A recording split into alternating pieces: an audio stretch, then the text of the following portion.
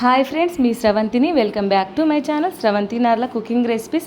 ఈరోజు టేస్టీగా మీకు క్యాప్సికమ్ సబ్జీని అయితే చూపించబోతున్నాను.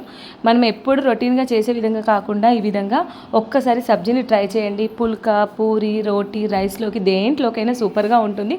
చాలా అంటే చాలా టేస్టీగా ఉంటుంది. వీడియో ప్రాసెస్లోకి వెళ్ళే ముందు ఎవరైతే మన ఛానల్ని సబ్స్క్రైబ్ చేసుకోతే ప్లీజ్ మన ఛానల్ని సబ్స్క్రైబ్ చేసుకోండి. ఇక్కడ నేను ఒక 3 వరకు క్యాప్సికమ్ని అయితే తీసుకొని వాటిని ఫ్రెష్గా కడిగేసి వీలైనంత వరకు పొడవుగా సన్నగా కట్ చేసుకొని పక్కన పెట్టేసుకోవాలి.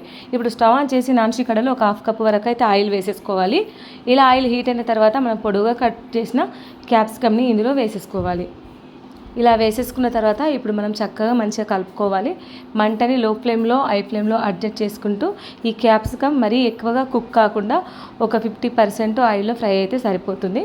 మరీ మెత్తబడంత కాకుండా జస్ట్ 50% అయితే కుక్ అయితే సరిపోతుంది. కొంచెం కలర్ చేంజ్ అయ్యేంత వరకు మనం కలుపుకోవాలి. మూత పెట్టేసుకోవాలి. ఒక 5 నిమిషాల తర్వాత మనం మూత తీసి చూస్తే క్యాప్సికమ్ అనేది మనకు 50% అయితే కుక్ అయిపోతాయి. ఇలా చేత్తో మనం విరిగిపోతే సరిపోతుంది. ఇప్పుడు మనం స్టవ్ ఆఫ్ చేసేసి ప్లేట్లోకి తీసుకొని మనం పక్కన పెట్టేసుకోవాలి ఈ క్యాప్సికమ్ని. ఇప్పుడు ఇదే నాన్ స్టిక్ కడాయిలో ఇంకొక 2 టేబుల్ స్పూన్ వరకు అయితే మనం ఆయిల్ అయితే వేసేసుకోవాలి. ఇలా ఆయిల్ హీట్ అయిన తర్వాత ఒక 1/2 కప్పు వరకు పల్లీలను చక్కగా ఆయిల్లో మంచిగా ఫ్రై చేసేసుకోవాలి. కలర్ చేంజ్ అయ్యేంత వరకు మంచిగా ఫ్రై చేసుకున్న తర్వాత ఇప్పుడు ఇందులోనే ఒక 4-5 వరకు ఎండుమిర్చిని వేసుకోవాలి. అలాగే కొంచెం ఎండు కొబ్బరి, ఇప్పుడు 5-6 వరకు వెల్లుల్లి రెబ్బలు కూడా ఇందులో వేసేసుకొని వీటన్నిటిని ఆయిల్లో ఫ్రై అయ్యేంత వరకు చక్కగా కలుపుకోవాలి. ఇలా కలుపుకున్న తర్వాత ఇప్పుడు చూడండి, మనము వీటిని మిక్సీ జార్లోకి తీసుకొని చల్లారబెట్టుకోవాలి. ఇప్పుడు ఇందులో ఆయిల్ మిగిలిపోయింది కదా, ఇందులోనే పోపు దినుసులు వేసేసుకోవాలి. ఆవాలు, జీలకర్ర, కరివేపాకు, సన్నగా పొడుగా కట్ చేసిన 2 ఆనియన్స్ వేసుకొని ఈ ఆనియన్స్ కూడా చక్కగా దగ్గర పడేంత వరకు మనం కలుపుకోవాలి. మనం మూత పెట్టేసుకొని అప్పటి వరకు మిక్సీ జార్లో చల్లారిపోయింది కదా, మనం మిక్సీ పట్టుకోవాలి కదా. ఇప్పుడు మిక్సీ పట్టుకునేటప్పుడు పెద్దగా ఇలా కట్ చేసిన 2 టమాటాలని వేసుకొని వాటర్ అసలే పోయకుండా మనం మిక్సీ పట్టుకోవాలి. ఈ టమాటా ప్యూరీతోటే మనం మిక్సీ పట్టుకోవాలి. చూడండి, ఇలా టైట్గా పేస్ట్ లాగా వస్తుంది, వాటర్ అసలే పోయలేదు. ఇప్పుడు మనం ఒకసారి ఈ పేస్ట్ని పక్కన పెట్టేసి మనం మూత తీసి చూస్తే ఆనియన్స్ చక్కగా ఆయిల్లో ఫ్రై అయిపోతాయి కదా.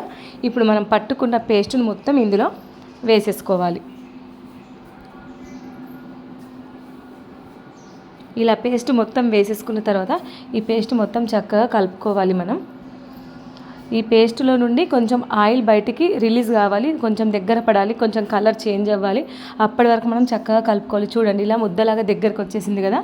ఇప్పుడు మనం ఇందులో 1 టీ స్పూన్ ధనియా పౌడర్, రుచికి సరిపడా సాల్ట్, 1 టీ స్పూన్ పసుపు, 1.5 స్పూన్ చిల్లీ పౌడర్, ఎందుకంటే ఎండుమిర్చి వేసాం కాబట్టి. ఇప్పుడు ఒక 2 స్పూన్ వరకు గరం మసాలా వేసేసుకొని ఈ మసాలా అంతా ఈ పేస్ట్కు పట్టే విధంగా మనం చక్కగా కలుపుకోవాలి.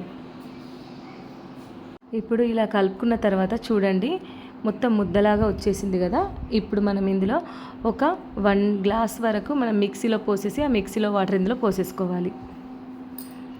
వాటర్ ఇలా పోసేసిన తర్వాత గ్రేవీ మొత్తం వాటర్లో కలిసే విధంగా మనం ఇలా మంచిగా కలుపుకోవాలి.